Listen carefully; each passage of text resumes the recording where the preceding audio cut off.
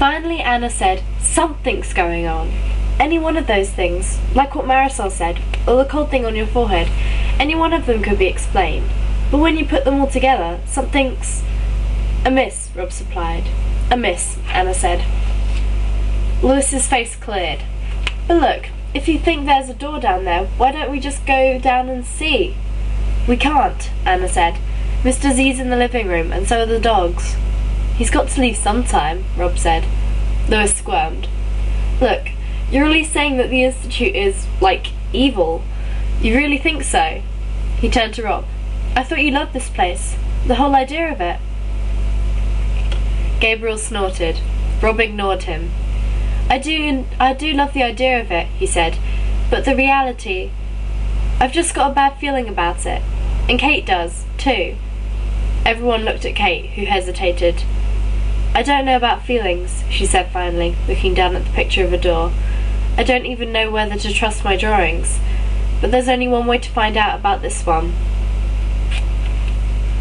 It took them half an hour to plan the burglary. Actually, it only took 5 minutes to do the planning.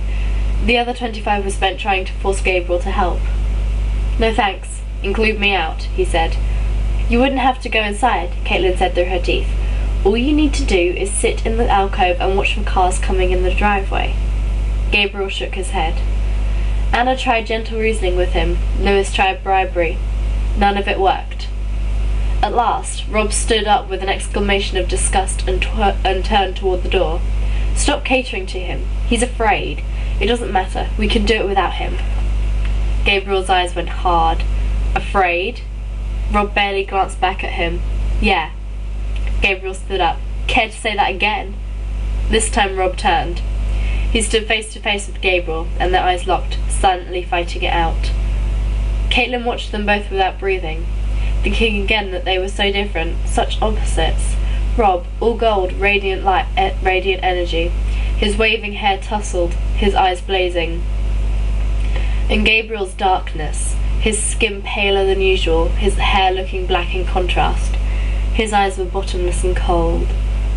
Like the sun and a black hole, side by side, Kate thought. In that moment the image was etched into her mind, a picture she would never draw. It was too frightening. Once again she was afraid for Rob. She knew what Gabriel could do, with or without a knife, if they started fighting. "I'm going downstairs," she said abruptly, "to ask Mr. Z if we can order a pizza." Everyone looked at her, startled. Then Kate saw understanding flash in Anna's eyes. "That's a good idea. I'm sure nobody wants to cook dinner," Anna said, standing and gently taking Rob's elbow. She nudged Lewis with her foot. Fine with me," Lewis said, putting his baseball cap on backward. He was still looking at Gabriel. Slowly, to Caitlin's great relief, the two combatants broke their locked stare and stepped away from each other. Rob submitted to Anna's gentle tugging. Caitlin made sure he got out the door. Then she looked back at Gabriel. His eyes were still dark as black holes, but his mouth was mocking and sardonic. "You can put it off, but it's going to happen someday," he said. Before Caitlin could defiantly ask what was going to happen, he added, "I'll watch for cars up here, but that's all. I won't risk my neck to help you. If something goes wrong, you're on your own." Caitlin shrugged. "I've always been on my own," she said, and went downstairs to order pizza. Mr. Zaitz didn't leave until 11 o'clock. Caitlin was afraid to have the group stay downstairs with him after dinner, afraid that one of them might give something away. They sat in the study, pretending to do homework, and all the time listening for a sign that Mr. Z was going. When he finally did go, he called them to the staircase and said that Joyce would undoubtedly be coming soon. "But you won't be alone until then. I'll leave Prince and Baron," he said. Caitlin studied his face, wondering how much he suspected they suspected. Were those dark eyes fierce or just acute? Was there the shadow of a grim smile on his lips? He can't know anything, she thought. Acting for all she was worth, she said, "Oh, thank you, Mr. Zaitz." When the front door shut behind him, Caitlin looked at Anna, who looked back helplessly.